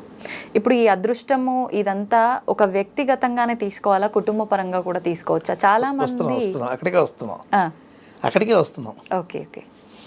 మొత్తం కర్మలో మొత్తం పూర్తిగా 3 విభాగాలు ఉన్నాయి. ఒకటి ఆగామి, ఇంకొకటి ప్రారంధం, మూడోది సంచితం. చితం అంటే పోగు చేయడం, సంచితం అంటే బాగా పోగు చేసుకున్నాం. బాగా పోగు చేసుకున్నామంటే ఈ జన్మలో కాకుండా పోయిన జన్మలో, ఆ పోయిన జన్మలో పుట్టిన నీ యొక్క అనాదిగా ఎప్పుడు ప్రారంభమైందని ఎవడో చెప్పలేడు, ఎప్పుడో మొదలైంది, ఈ క్షణం వరకు పోగైందంతా కూడా సంచితం. ప్రారంధము అంటే ఈ జన్మలో నువ్వు అనుభవించాలి అనుకుని, ఈ జన్మలో నువ్వు అనుభవించాలి అనుకుని సృష్టికర్త ఈ జన్మలో నీ అనుభవానికి ఇచ్చినటువంటి ఒక చిన్న ముక్క. ఆరబ్ధం, ప్రకర్షణ ఆరబ్ధం, బాగా మొదలైనది అని అర్థం ప్రారంధం అంటే. ఓకే, ప్రారంధం అది. ఈ జన్మలో పుట్టిన తర్వాత నువ్వు చేసే పనులన్నీ కూడా నువ్వు పుట్టక ముందర ఇవేవి లేవు, ఆ తర్వాత వస్తున్నాయి రాబోయేవి, వాటి పేరు ఆగామి, రాబోయేవి. ఏది అనుభవించాలని నువ్వు పుట్టుకతో ఏదైతే మొదలెచ్చావని నీకోసం ఈ జన్మ కోసం పక్కన పెట్టామో అది ప్రారంధం. మొత్తం కలిపినటువంటి పెద్ద మూట సంచితం అన్నమాట. ఇలా మొత్తం పూర్తిగా 3 ఉన్నాయి. ఇప్పుడు మనందరికీ కూడా బయట ఎంత చలిగా ఉన్నా లోపల వెచ్చగా ఉండాలని మనందరికీ కూడా మనకు కామన్గా ఒక లక్షణం రాసింది అనుకో. సాధారణంగా మనమంతా కూడా సుఖంగా వెచ్చగా ఉండాలనుకోండి, అప్పుడు భగవంతుడు ఏం చేస్తాడు? ఈ గ్రూప్ అందరినీ పక్కన పెడతాడు. ఇప్పుడు ఉదాహరణకి 1,00,000 మంది ఇంటర్వ్యూలు రాశారు, పరీక్షలో పాస్ అయ్యారు, 1,000 మందిని ఇంటర్వ్యూకి సెలెక్ట్ చేసాం. వీళ్ళందరికీ సమానమైనటువంటి లక్షణాలు ఉన్నాయని వాళ్ళందరినీ ఒక పక్కన పెడతాం కదా, ఒక హాల్లో పెడతాం కదా. అలాగే ఎవరికైతే సమానమైనటువంటి భాగ్య రాశి ఉంటుందో వారందరూ కూడా ఒక కుటుంబంలోనూ ఒక సొసైటీలోనే. అదే మీరే ఆలోచించండి. అవునవును. ఒక జీవి పుణ్యపాపాలు తెలియనటువంటిది ఒక కుగ్రామంలో అన్నోదకాలు లేనటువంటి చోట ఎక్కడో మొత్తం పూర్తిగా ఒక క్షామం ఉండేటటువంటి ప్రాణంలో మొత్తం ఎముకలనే బయటపడిపడుతూ అక్కడికి జన్మించాలి. ఇంకొక జీవి చాలా సంపన్నమైనటువంటి సమృద్ధమైన దేశంలో ఎందుకు పుట్టాలి? నిజమే గురుగారు. కాబట్టి మన యొక్క కర్మని ప్రారంభాన్ని బట్టి మనం ఎక్కడ పుట్టాలో తెలుస్తుంది. మీరు ఇందాక అడిగిన మొట్టమొదటి ప్రశ్న ఏంటి? మరి నా తలరాత ఇంతే అని అనుకునేవాళ్ళు. కానీ భగవంతుడు అందరికీ కూడా స్టీరింగ్ వీల్ లాంటి ఒక స్వేచ్ఛనిచ్చాడు. ఆ స్వేచ్ఛ లేకపోతే మీరు కిందకి వెళ్ళేవాళ్ళు కిందకి అధపాతాళానికి వెళ్ళిపోతారు. బాగున్నవారు ఈరోజు అత్యంత సంపన్నుల జాబితాలో పైకి ఈరోజు ఎలాన్ మస్క్ గారిలాగా అలా పైకి వెళ్ళిపోతూ ఉంటారు. 100 బిలియన్స్ 200 200 300 300 400 అలా పైకి వెళ్ళిపోతూ ఉంటుంది. మరి వాడు కిందకి వచ్చే అవకాశం కానీ వీడు పైకి వెళ్ళే అవకాశం కానీ లేవా? ఉన్నాయి. అదే స్వేచ్ఛ. ఆ స్వేచ్ఛ లేకపోతే ఇన్ని విధివాక్యాలు మనకి పురాణాల్లోనూ వేదాలలోనూ మత గ్రంథాలలోనూ అన్ని చోట్ల పెద్దలు చెప్పడం అంతా కూడా దండగే కదా. అవునండి. నువ్వు ఏం చేసినా నువ్వు అతగడే మారలేవు కదా. అవును. మీరు ఉన్నట్టుండి ఈరోజు తెల్ల చర్మంతో ఉన్నట్టుండి రమ్మంటే మీకు పెయింట్ కొట్టినా కూడా అవ్వలేరు కదా. అవును. అలానే పూర్తిగా నలుపు కూడా పడలేరు కదా. మన జన్మలక్షణం అలాగే ఉంటుంది కదా.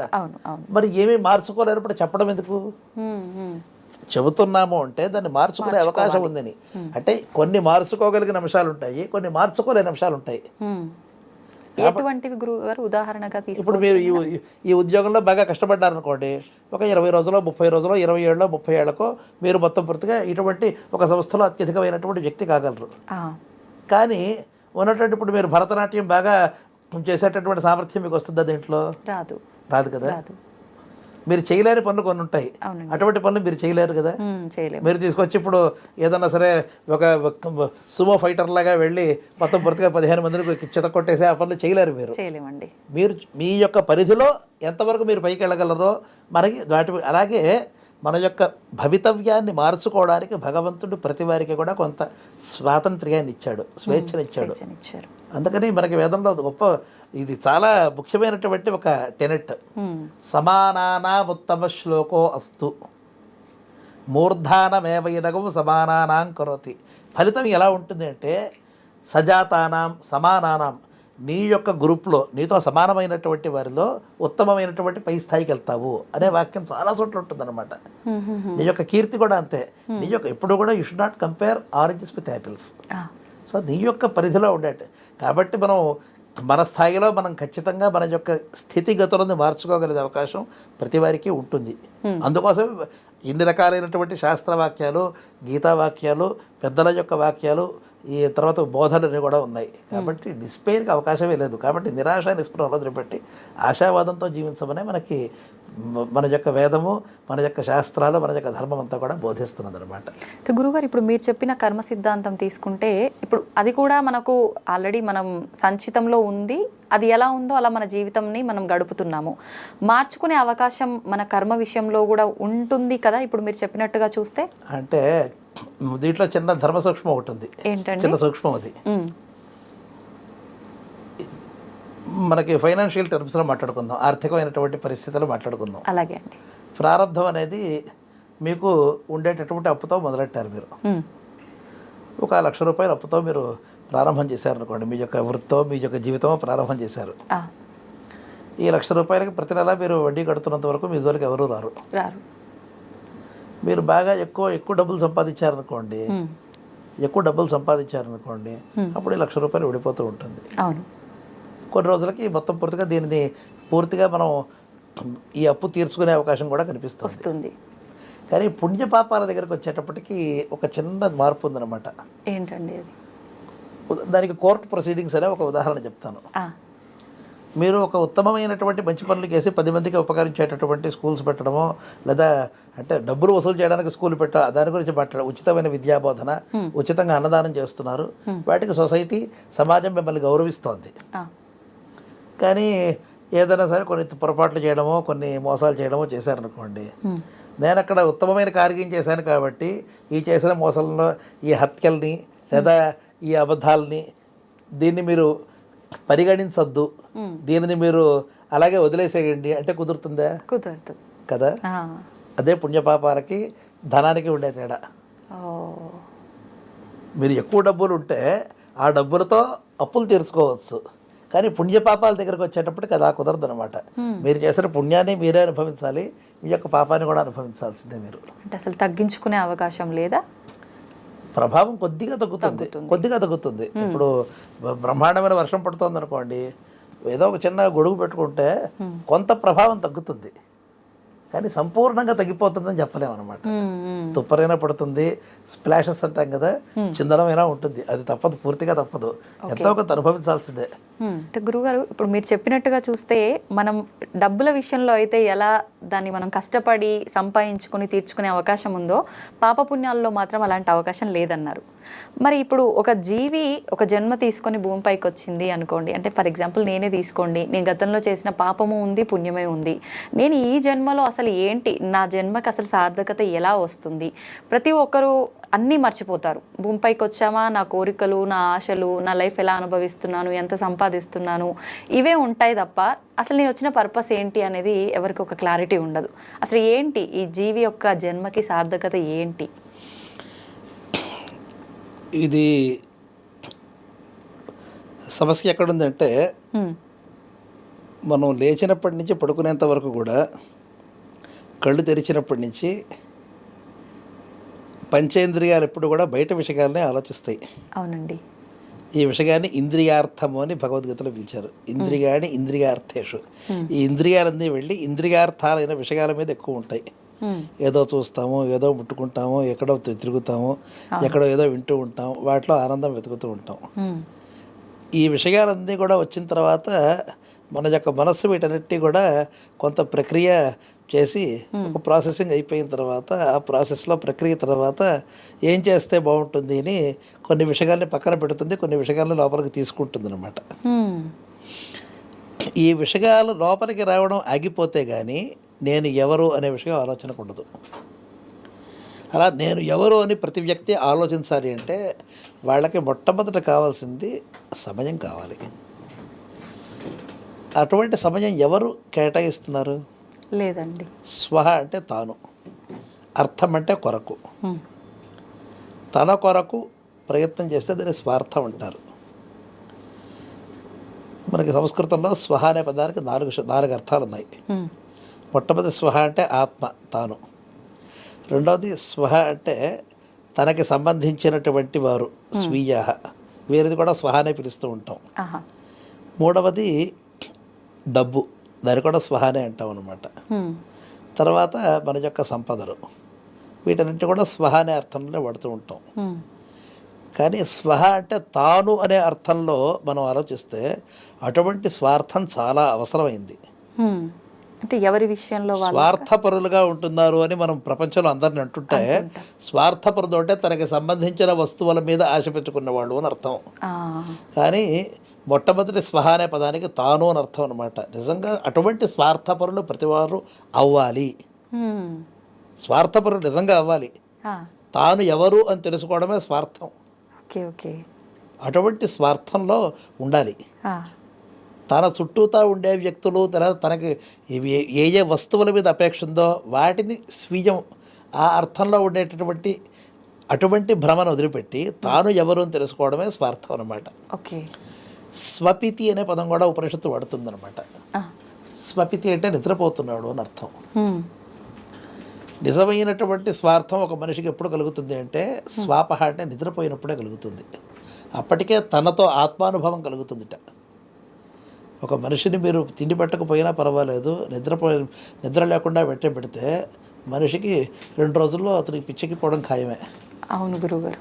కాబట్టి ఎలా అయితే మనకి బ్యాటరీ పూర్తిగా డిశ్చార్జ్ అయిపోతుంది అనుకోండి, మన మనసు ఎలా అయిపోతుందంటే అమ్మో ఏదో ప్రపంచంలో ఒక ఆటమిక్ బాంబ్ పడిపోతుంది అన్నంత కంగారు పడిపోతూ ఉంటాం ఈ రోజుల్లో.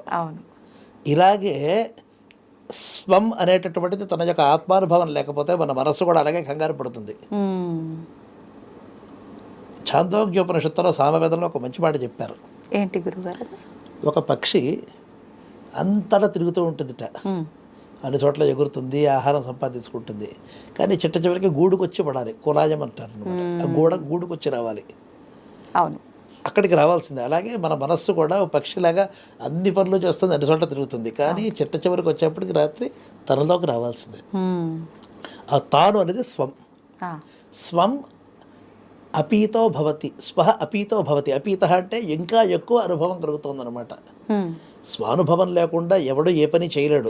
తాను చేస్తున్నాను అనుకోకపోతే మీరు నాతో మాట్లాడలేరు, చూడలేరు, మంచినీళ్ళు తగలేరు, ఊపిరి కూడా పీల్చలేరు. అంటే ఊపిరి పీల్చడానికి మీ ప్రయత్నం అక్కర్లేదు.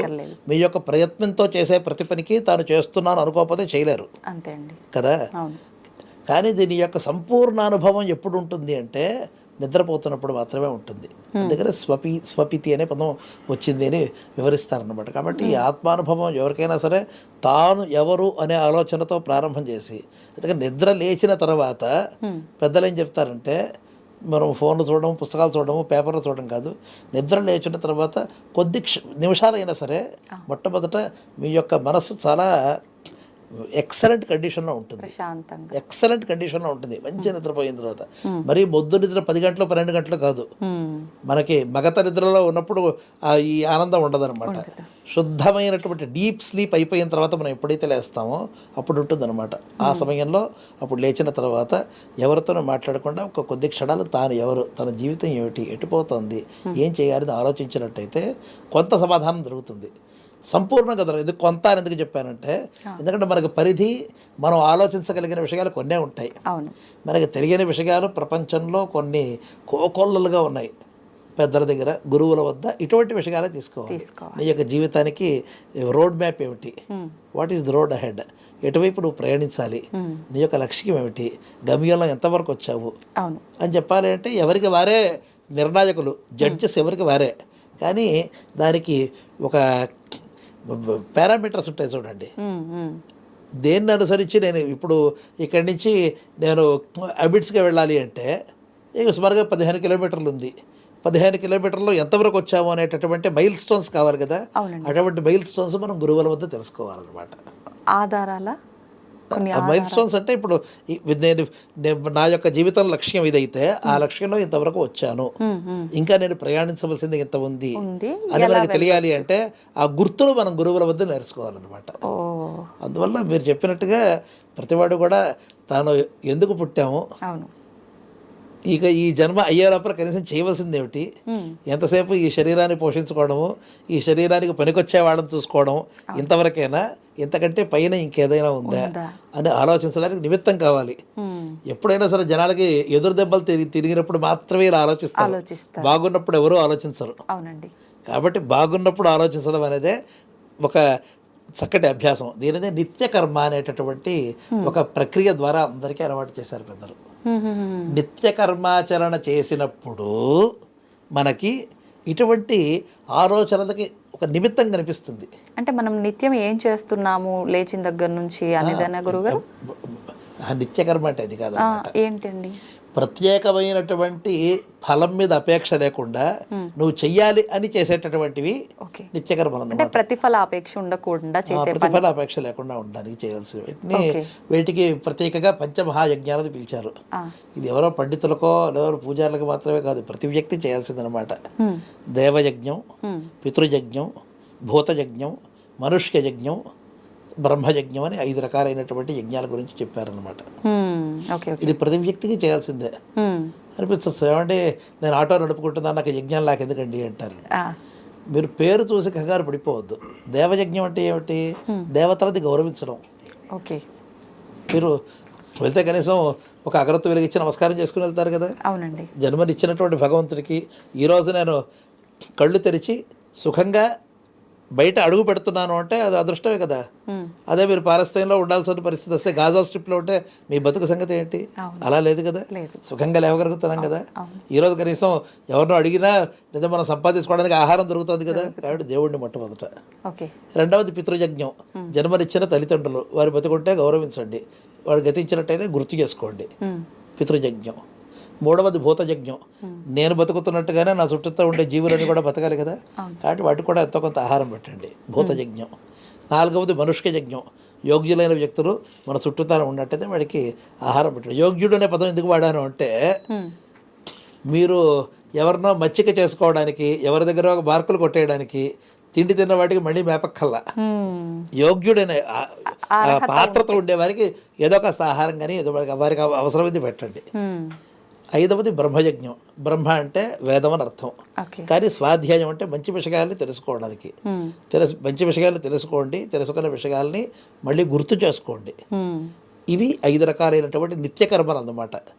ఇది ప్రతి వ్యక్తి కూడా తన యొక్క జీవితంలో ఒక భాగం చేసుకున్నట్టయితే అప్పుడు ఎప్పుడో ఒకప్పుడు మనకి లైఫ్ ట్రాకర్ మన చేతిలో ఎప్పుడూ ఉన్నట్టే లెక్క. కాబట్టి ఈ అభ్యాసం చేసుకోవడం ధార్మికంగా జీవించాలి అనుకునే వారందరికీ నిత్య జీవితంలో ఒక మంచి భాగం అన్నమాట. గురుగారు, బ్రహ్మ ముహూర్తం అంటూ ఉంటారు. మన సనాతన ధర్మంలో బ్రహ్మ ముహూర్తానికి కానీ సంధ్యావందనకి కానీ ఒక ప్రాధాన్యత ఉంది అంటుంటారు. ప్రత్యేకించి బ్రహ్మ ముహూర్తం యొక్క విశిష్టత గురించి చెప్పాలి అంటే ఏం చెప్పొచ్చు అంటారు? ముహూర్తం అంటే 48 నిమిషాలు అనే ఒక పద్ధతి ఉందన్నమాట. ఇప్పుడు కరెక్ట్గా బ్రహ్మ ముహూర్తం అంటే 3 గంటల 15 నిమిషాలు, 4 గంటల అలా ఏమైనా ఉంటుందండి? అలా కాదు. బ్రహ్మ అంటే వేదం అండి. బ్రహ్మ అనే పదానికి మొత్తం సర్వవ్యాపకమైన పరబ్రహ్మ అనే అర్థం, 2 అర్థాలు కూడా ఉన్నాయి. వేదాధ్యయనం చేసినటువంటి వాడు 2 యామాలు అయిపోయిన తర్వాత 3వ యామంలో లేచి అధ్యయనం ప్రారంభం చేస్తారు. మీరు అన్నట్టుగా 3 గంటలు 4 గంటలు సుమారుగా అది అవుతుందన్నమాట. ఈ శీతాకాలం తర్వాత మనకి అపరరాత్రి, ఆ తర్వాత మనకి ప్రారంభం అయ్యేది బ్రహ్మ వేదాభ్యాసానికి ఉపయోగపడేటటువంటిది. అలాగే సన్యాసులు కానీ, అలాగే బ్రహ్మ సంధానం చేసేటటువంటి ధ్యానం చేసేటటువంటి వారు నిధిధ్యాసనం అనే ఒక పదం ఉందన్నమాట. ఇది కూడా ఒక అనుసంధానం అన్నమాట. మనకి తెలిసినటువంటి విషయాన్ని ఒక్కసారి మనసుకు వంట పట్టించుకోవడం నిధిధ్యాసనం అనమాట.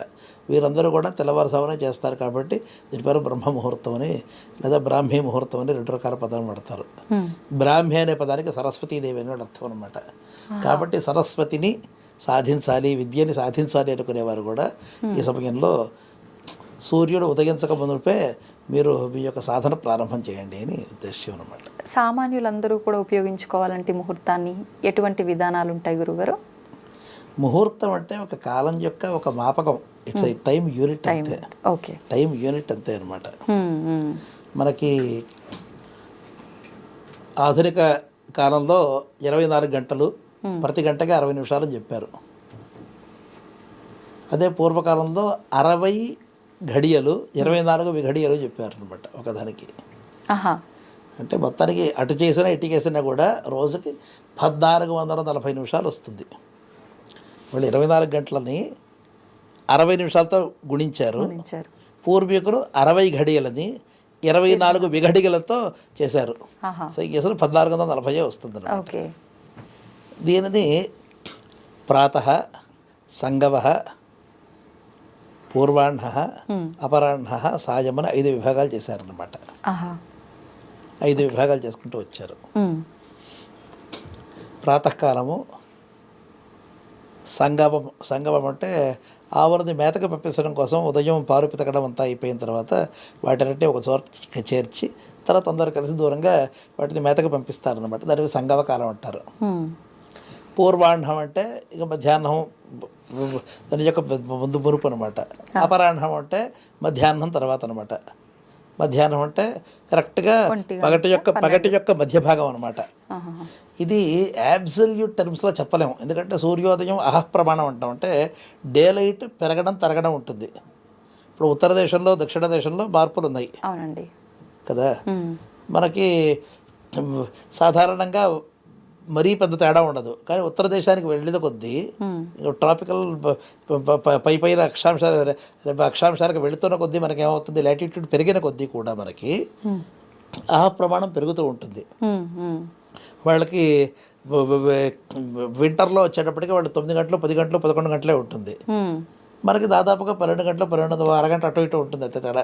మనకంత దక్షిణ భారతంలో అంత తెలియదు, కానీ ఉత్తరానికి వెళ్ళిన కొద్దీ ఇంకా తెలుస్తూ ఉంటుంది. ఇంకా కెనడా, ఇంకా సోవియట్ యూనియన్, ఇంకా పైకి రష్యాకి వెళ్తే ఇంకా బాగా అర్థం అవుతూ ఉంటాయి. కాబట్టి యాబ్సల్యూట్ టర్మ్స్లో ఇన్ని గంటలని చెప్పలేం, కానీ రేష్గా చెప్పచ్చు మనం, ఈ నిష్పత్తి ప్రకారంగా పగబట్టు ఉంటుందని అనమాట. కాబట్టి ముహూర్తం అనేది ఒక కాల మాపనం అనమాట. Okay okay. దాని ప్రకారంగా మనం ఆ ముహూర్తాల్లో ఏమేం చేస్తే బాగుంటుందో చెప్పారు. తర్వాత ప్రతి ముహూర్తానికి అధిదేవతని కూడా చెప్పారనమాట. ఇవన్నీ కూడా మన ఈ గణన పద్ధతిని అంతా కూడా మనకి వేదంలో చాలా స్పష్టంగా బోధించారు. కాబట్టి ఏ సమయంలో యుక్తమైన పనులు చేసుకోండి, మంచి పనులు చేయడం ద్వారా వీలైతే పుణ్యాన్ని సంపాదించుకోండి. ఇంకో పద్ధతి కూడా ఉంది. ఎవడైతే ఈ కాలగణని తెలుసుకుంటారో వాడు కష్టాలు పడడు అని ఒక వాక్యం ఉంది. యోవై ముహూర్తాన నామధేయాన వేద నా ముహూర్తే స్వార్తి మార్చతి. ముహూర్తాల యొక్క పేర్లు తెలుసుకుంటే ఆ ముహూర్తాలలో వారు కష్టాలు కొని తెచ్చుకోరు అని తాత్పర్యం. ఇది చాలా విడ్డూరంగా అనిపించవచ్చు. ఈరోజు February 25th అని నాకు తెలిస్తే ఈరోజు నాకు రావాల్సిన ఆపదలు రావా? ఎందుకు రావండి? వస్తాయి కదా. అవును కదా. కాబట్టి ఇట్స్ టోటలీ ఇల్లాజికల్ అనిపిస్తుంది. ఈరోజు సండే అని తెలిస్తే సండే నాకు రావాల్సిన కష్టాలు ఏమన్నా ఉంటే వచ్చేస్తాయి కదా. సండే తెలియడం వల్ల రావదా అంటే దాన్ని ఎలా కాదు అర్థం చేసుకోవాల్సింది ఈ వాక్యానికి. ప్రతిరోజుకి కూడా మనకి విహితమైన కార్యాలు కొన్ని ఉంటాయి. సండే మనం ఏమంటాం? హాలిడే అంటాం. హాలిడే పదం ఎలా వచ్చింది చెప్పండి? HOLYDAY holy day. దాన్ని షార్ట్ చేస్తే కలిపితే అది కాంపౌండ్ వర్డ్ హాలిడే అయింది. ఓకే. కాబట్టి హోలీడే అంటే పవిత్రమైన పనులు చేసేటటువంటి రోజు అని అర్థం. మనం ఈరోజు హాలిడేస్లో ఆ హోలీ తప్ప మిగిలినవన్నీ చేస్తున్నాం అంతే కదా. అవునండి. పవిత్రమైన పనులు మీరు చేస్తున్నారు అనుకోండి, మీ జోలికి ఎవరు వస్తారు చెప్పండి? అంతే. కమ్యూనిటీ సర్వీస్లోనో ఏదో దేవుడి దగ్గర కూర్చోవడమో లేదా ఒక మంచి పని చేస్తున్నారు అనుకోండి, మీకు కష్టాలు వచ్చే అవకాశాలు చాలా తక్కువ కదా. మీరు తెలిసి రిస్క్తో కూడిన ప్రమాదాలతో కూడిన పనులు చేస్తున్నారు అనుకోండి, కష్టాలు వచ్చే అవకాశాలు ఎక్కువ కదా మీకు. అవును అవును. ఎప్పుడైతే ఈ ముహూర్తం అనేది ఫలానా దేవతకి సంబంధించినది కాబట్టి ఆ దేవతకి సంబంధించిన సత్కార్యాలు నేను చెయ్యాలి అని మీరు మనసులో సంకల్పం చేసుకుని ఒక మంచి పని చేశారనుకోండి, మీకు కష్టాలు ఎందుకు వస్తాయండి? నిజమే అండి. మీరు దాన్ని లక్ష్య పెట్టకుండా డిస్రిగార్డ్ చేసి మీకు తోచినట్టుగా స్వైరంగా ప్రవర్తిస్తే అప్పుడు మీకు కష్టాలు వచ్చే అవకాశం ఉంటుంది కదా. ఇప్పుడు ఆ వాక్యం అర్థమైంది కదా. అర్థమైంది. ముహూర్తం పేరు తెలుసుకుంటే మీకు కష్టాలు రావు అంటే ఆ ముహూర్తానికి సంబంధించిన సత్కార్యాలు మీరు చేసినంత కాలము మీ జోరికి కష్టం రాదు. ఇందాకటి ఫైనాన్షియల్ ఎనాలజీ ప్రకారంగానే చెప్తాను.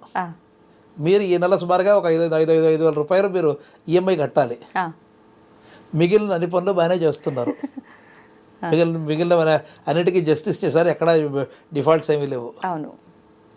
మీరు అదే బ్యాంకులో అక్కడే కూర్చొని మిగిలిన డబ్బులు అరకట్టేసేసారు. ఈ 5,000 రూపాయలు 4 రోజుల తర్వాత ఇస్తామండి అంటే సరిపోలేమ్మా అలాగే అంటారు. మీరు ఏదీ రాకుండా కనిపించకుండా మాయమైపోయారనుకోండి, మీ మీద మొత్తం పూర్తిగా ట్రాకింగ్ ఏజెన్సీస్ అందరూ వస్తారు. కాబట్టి సత్కార్యాలు చాలా వరకు చేస్తున్నాం అనుకోండి, 1-2 రాకపోయినా సరే కండోనింగ్ అనే పదం చూడండి, ఉదాసీనంగా సరే పోన్లే ఈరోజు కాకపోతే రేపు చేస్తారని కొద్దిగా లీనియంట్గా ఉండేటటువంటి అవకాశం వస్తుంది అన్నమాట. అందువల్ల ముహూర్తాల పేర్లు తెలుసుకోండి, రోజుల పేర్లు తెలుసుకోండి, దినముల యొక్క పేర్లు తెలుసుకోండి. ఆ దినంలో శుక్లపక్షంలో ఎన్ని రాత్రులు ఉన్నాయి, ఎన్ని పగళ్ళు ఉన్నాయి, ఎన్ని మాసాలు ఉన్నాయి, వీటన్నిటి పేర్లు తెలుసుకోండి అని చెప్పడానికి సావిత్రాగ్ని చయనము అనేటటువంటి ఒక ప్రకరణం ఉంది యజుర్వేదంలో. వాటిలో సముజ్ఞానం నుంచి సముజ్ఞానం, విజ్ఞానం, ప్రజ్ఞానం, జానత, అభిజానత, సంకల్పమానం, ప్రకల్పమానం, ఉపకల్పమానం, ఉపక్లుప్తం, క్లుప్తం, శ్రేయ, వసీజ, ఆగత, సంభూతం, భూతం, చిత్ర, కేతు, ప్రభాన్, ఆభాన, సంభాన్ అని వరుసగా చెప్పుకుంటూ వెళ్ళారనమాట. మొత్తం పూర్తిగా సమజ విభాగాలు ఉన్నాయో. కాబట్టి ఇవన్నీ తెలుసుకోండి. తెలుసుకోవడం ద్వారా మీరు ఈరోజు అంటే ఏమిటి మన 21st అండి, 22nd అండి ఒక పేర్లు కూడా తెలియదు మనకి. వేద పండితులకు కూడా తెలియదు. ప్రతిరోజుకి, ప్రతి ముహూర్తానికి, ప్రతి తిథికి ఇటువంటి పేర్లు అని కూడా తెలియదు. కాబట్టి ఈ ముహూర్తాలు, దినముల యొక్క పేర్లు, రాత్రుల యొక్క పేర్లు కూడా తెలుసుకోండి. తెలుసుకుని ఇది ఏ ఏ దేవతకి సంబంధించాలో తెలుసుకోండి. తద్వారా మీరు పాపాల జోలికి వెళ్లకుండా ఉంటారు అని మనకి వేదం హెచ్చరిస్తోంది అనమాట. ఓకే ఓకే గారు, చాలా మంచి విషయాలు తెలియజేశారు. ధన్యవాదాలు. శుభం.